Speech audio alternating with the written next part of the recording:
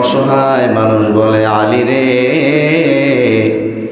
আমি এক তো অসুস্থ, 2 নাম্বার মাজুর, 3 নাম্বারে 3 দিন পর্যন্ত পানি ছাড়াই পেটের ভিতরে কিছু যায় নাই। যদি আপনি এর কাছে কিছু খাবার থাকে আমারে যদি একটু দিতেন, আমি তৃপ্তি সহকারে আপনার জন্য দোয়া করতাম। আলী রাদিয়াল্লাহু তাআলা চিন্তা করলেন, একটা আনার নিলাম, যেহেতু উনি খাবার খায় নাই, ওই আনারটা অর্ধেক করে ওনারে দিলেন আর বলছেন, আমার ঘরে আমার বিবি অসুস্থ, খাতুনে জান্নাত অসুস্থ, আপনি অর্ধেক খান, বাকি অর্ধেক আমি বাসায় নিয়ে যাব। উনি অর্ধেক খাওয়ার পর বলছেন, আলী, আমার শরীরটা, আমার এখন এনার্জি ফিল হচ্ছে, আমার খুব ভালো লাগতেছে, তবে আর অর্ধেক যদি আমি পাইতাম, পুরো আনার যদি খেতে পারতাম, আমি দিব্যি সুস্থ হয়ে যেতাম, পেটটাও ভরে যেত। হযরত আলী বাড়ির চিন্তা না করে পুরো আনারটা দিয়ে দিলেন। দেওয়ার পর মন খারাপ করে বাড়িতে আসলেন। খাতুনে জান্নাত বলতেছেন, স্বামী আমার মন খারাপ কেন?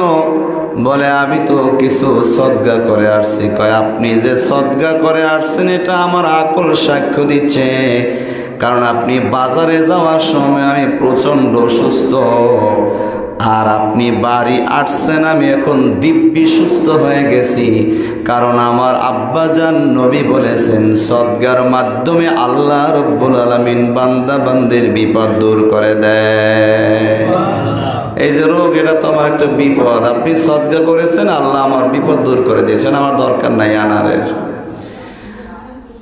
ফাতেমাতুজ জোহরা খাদিজা, ফাতেমাতুজ জোহরা রাদিয়াল্লাহু তাআলা আনহা স্বাভাবিকভাবে দিন যাপন করতেছে।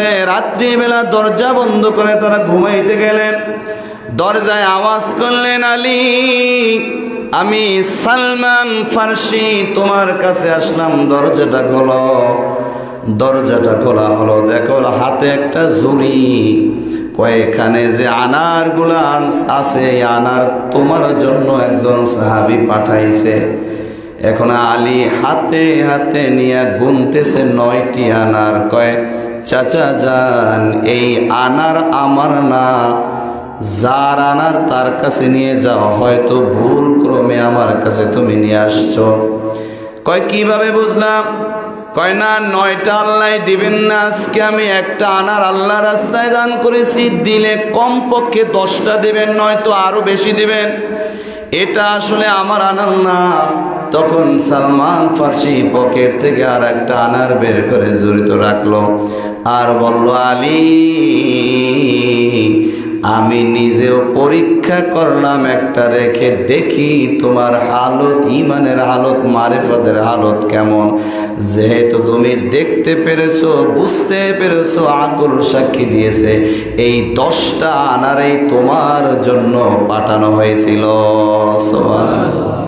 এই জন্য আল্লাহ তাআলা বলছেন, মান জাআ বিল হাসানাতি ফালাহু আশরু আমসালিহা।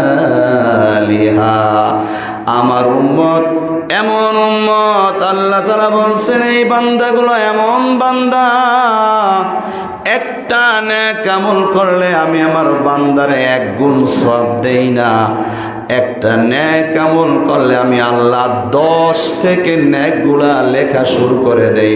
উপরে আমার ইচ্ছা মতো যত আমার কুদরতি মন চায় অত আমার বান্দারে দান করে দেই। সুবহানাল্লাহ। তো সাহাবী আজমাইন এভাবে দিতেন, আমাদেরকেও দিবেন, এভাবে না, পরোক্ষভাবে দিবেন। এই জন্য দান করলে বরকত যিনি বাড়ায় দেন তিনি কে? আল্লাহ তাআলা বলছেন, وَمَن يَتَّقِ اللَّهَ يَجْعَل لَّهُ مَخْرَجًا وَيَرْزُقْهُ مِنْ حَيْثُ لَا يَحْتَسِبُ। তুমি যদি তাকওয়া অবলম্বন করো, প্রথম পুরস্কার হচ্ছে জীবনে যদি বিপদে পড়ো, মুসিবতে পড়ো, যেই মালিক তোমার বিপদ দিবেন ওই মালিক তোমার এই বিপদে আজীবন রাখবেন না। বিপদ দিয়ে ওই বিপদ থেকে কিভাবে বাঁচতে পারবা ওটার রাস্তাও সেই মালিক তোমাকে দেখাইয়া দেবে। এটা যারা মুত্তাকি তাদের জন্য ব্যবস্থা করব। আর কি করব? ওয়ারযুকুহু মিন হাইসু লা